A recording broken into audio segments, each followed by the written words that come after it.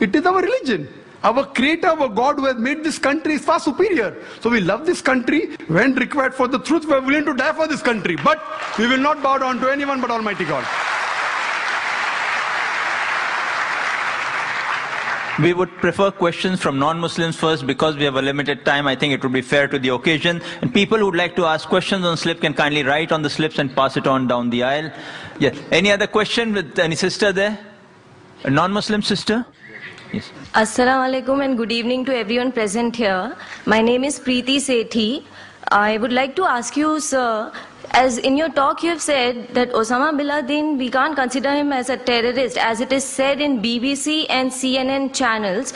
But at the same time we get the same information about the bomb blast and the count which we get about the bomb blast on the same channels. So whether it has to be believed or no. Thank you, sir. The sisters asked a very good question, very relevant question. I said that when we talk about Osama bin Laden, that if you get information from BBC that he's a terrorist, we don't have to believe. But when we get the count of the bomb blast, do we have to believe? That's what I said, the people controlling. That doesn't mean all the news of BBC is wrong. That news in which they make a hero into a villain, in which they'll benefit, you have to check up. So here when we see that these normally bomb blast figures that you get, most of them that you find will be somewhat similar. If it's a government channel of the country in which the bomb blasts have taken place, the figure will be normally low. Why? Because the government wants to show that less people have been killed. Like the police commissioner wrote to me, 187 people killed. Newspaper writes 207. I don't know who's right.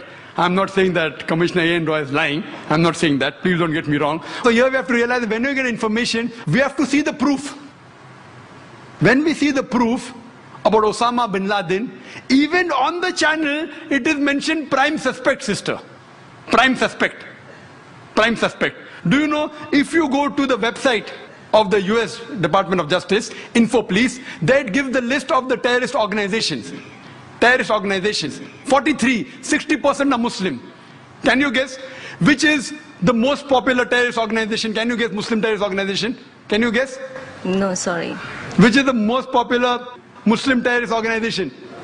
Al-Qaeda. You don't get a prize for that, very easy. Al-Qaeda. According to the US Department, you know how many attacks? How many attacks? Ulfa, 749 attacks. Al-Qaeda, only 28.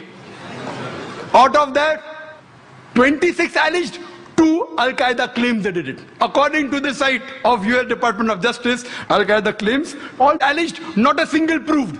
Even on the official site of US Department of Justice, not a single attack of Al-Qaeda has been proved. I'm not here to support Al-Qaeda. You know, when Yohan Redley went to Afghanistan, she was arrested by the Taliban. She comes back and she's asked the question, what are your views about Al-Qaeda? She replies, I doubt whether Al-Qaeda exists. So sister, what I'm trying to tell you, that when we get the information, if you are a man of the media or a person of the media, you can realize and you know that this information mostly will be correct, this has to be checked up. So what we have to realize that it is suspect, prime suspect, prime suspect. Even on CNN and BBC, even though they say it's a prime suspect, they're treating him as though he's a culprit. Can you go and kill thousands of Afghans only because of a prime suspect? Not even proved. So, but natural sister, when we hear the news, we have to realize that who controls the news, what is the agenda behind, and then we have to be careful what news you take and what you quote. Hope that answers the question, sister. A non-Muslim brother? The question has been put forward by my non-Muslim friend. Okay, we'll allow that. Okay. Assalamu alaikum, sir. Myself Saif and I am a management student. The question is that do you think that Muslim feel insecurity and that's why can we say that the terrorism is its outcome? Thank you, sir. Your comment, please. The brother asked the question that do Muslims feel insecure and that's the reason terrorist acts are done. I told in my talk the main root cause of terrorism is injustice. It's not insecurity. Insecurity may be part of it, but the main cause is injustice. Injustice and something wrong done to a group of people. If you read an article that came yesterday on Sunday midday, on the eve of the 9/11, one of the very famous persons, name is William, he writes and he gives advice that the root cause is injustice and wrong done to community. And he agrees with the Bombay authorities that there are possibilities that Kashmiris may have done bomb blasts in Bombay, but he says, what is the cause? According to him, the Kashmiris are unmilitant people. They are peace-loving people, so what has forced them to fight? And he gives his view, it is because of democracy which is forged. He says that, not me. It's not my comments. Person who is an expert. And he gives advice to people in the world. He says that the democracy is forged. It is manipulated. That's the reason what we find that they're fighting. Same in Palestine. They're fighting because the rights are taken away. So the main cause of terrorism is injustice done to a group or any wrong done. So to get their rights back, this gives rise to a fight, to a retaliation, which is called terrorism by people opposing it. Those who agree with it, they call good. For example, Bhagat Singh. He fought for the freedom of the country. By the Britishers, he was called terrorist. We call him freedom fighter. So depending upon what is the background, therefore, before you give a label of terrorist, therefore I said terrorism has got different meanings, has got different definitions. It changes because of geographical definition. It changes because of history. So the same person who's called a terrorist by British government, we Indians called him a freedom fighter. So like that, we have to find out the main cause is injustice done to a group of people. I'll ask a question from non-Muslim brother on the slip. It's Christopher Lobo asks, how can you prove that 9/11 was an inside job?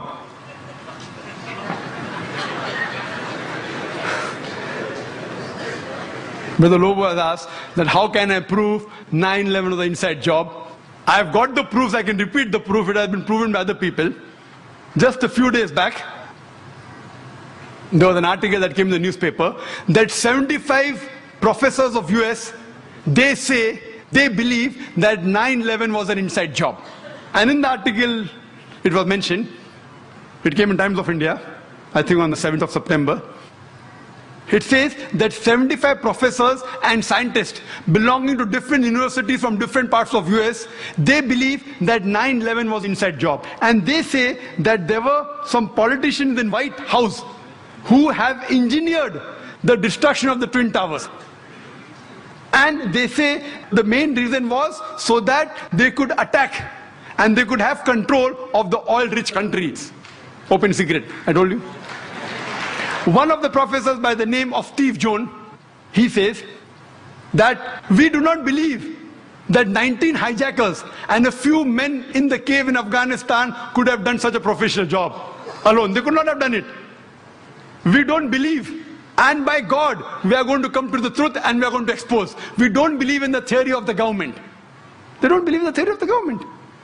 And he further goes on to say that we as being professors and scientists, we know that the steel beam of the Twin Towers, they couldn't have melted at the temperature at which the jet fuel was there.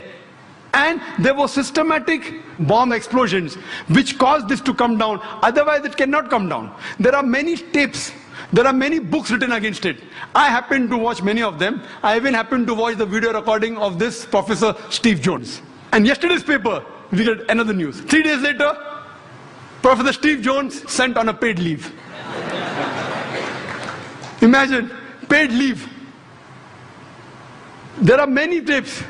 If you happen to watch one of the tapes by the name of Loose Change, 9/11, it was done by a young American of 21 years old. He makes a 1-hour documentary. There are many are there. This 9/11 documentary, it has collected clips from the various of CNN, of Fox Channel, all the news clipping, he took interviews, etc., and made a 1-hour documentary. And then he says that people who saw the airplane, they said it cannot be a passenger carrier. It looked like a military plane. It didn't have any windows. And when he shows the shooting, when it comes close to the tower, there's another firing done from the wings, which hits the Twin Tower before the plane. Then further he goes on to prove, he says that he had statements of the management, the construction company, which had constructed the Twin Towers. They said, it's impossible. The Twin Tower were made to withstand storm, to withstand tornado. This plane cannot knock it down. And it cannot come down. Because the fuel burns at 1000 degrees temperature. This, even for 2000 degrees temperature, for hours, nothing will happen to it. 10 days later, he changes the statement and said, no, it's possible. Jet fuel can cause damage to the beams. Another professor who gave the statement, he didn't withdraw his statement back, so he was sacked. Furthermore, what they did, that in the documentary they show